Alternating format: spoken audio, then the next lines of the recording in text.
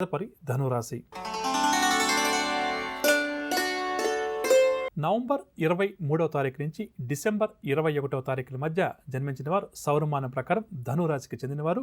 ఈ 2016వ సంవత్సరంలో వీరి నైపుణ్యానికి పదును పెట్టుకొని మరింత వేగంగా ముందుకు వెళ్ళడానికి అనుకూలించే సమయంగా చెప్పవచ్చు.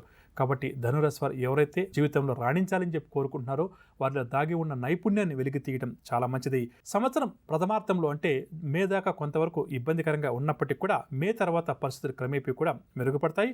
కొన్ని పనులు ఆలస్యం అయినప్పటికీ కూడా ఆలస్యంగా పూర్తయినప్పటికీ కూడా విజయాలు మాత్రం సాధిస్తారని చెప్పవచ్చు. వీరి వైపు నుంచి కొంత జాగ్రత్తగా ఆచితూచి అడుగులు వేస్తే మాత్రం ఈ సంవత్సర కాలం పాటు ధనురాశి వారికి పట్టింది బంగారమా అన్నట్టుగా ఉంటుంది. వీరి వ్యక్తిత్వాన్ని, ఆలోచన విధానాన్ని చూసి ఇతరులు వీరిని చాలా వరకు కూడా ఎంతగానో ఇష్టపడతారని చెప్పొచ్చు. అలాగే నలుగురి నుంచి కూడా నేర్చుకునేందుకు వీరికి కూడా కొన్ని మంచి అవకాశాలు లభిస్తాయి. వాటిని సద్వినియోగపరచుకోవడం చాలా మంచిది.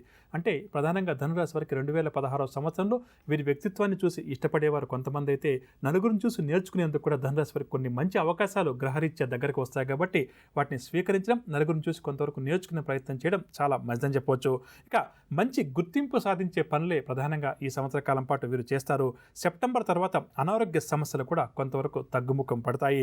వైవాహిక జీవితం కూడా చాలా వరకు వీరికి ఈ సంవత్సరం ఆనందంగా గడుస్తుంది. పరిహార విషయానికి వస్తాయి. ధనురాశి వారు ఈ 2016 సంవత్సరం అంతా కూడా శివారాధన చేయడం, శివుడికి ప్రతిరోజు అభిషేకాది కార్యక్రమాలు వీలున్నంత వరకు నిర్వహించడం, శివపంచాక్షరి మంత్రాన్ని పఠించడం చాలా మంచిది. తదుపరి మకర రాశి.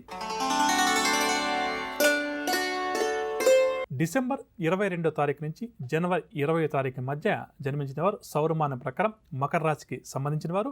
ఈ 2016వ సంవత్సరం మకర రాశి వారికి వీరు ఊహించిన దానికన్నా కూడా ఉన్నతి అధికంగా సాధిస్తారని చెప్పవచ్చు. అంటే మకర రాశి వారు ఏదైతే టార్గెట్స్ పెట్టుకుని ఉంటారో ఈ విధంగా ఈ సంవత్సరం ముందుకెళ్లాలని చెప్పి అనుకున్న దానికన్నా కూడా వీరు మరింత వేగవంతంగా ఉన్నతిని సాధిస్తారు.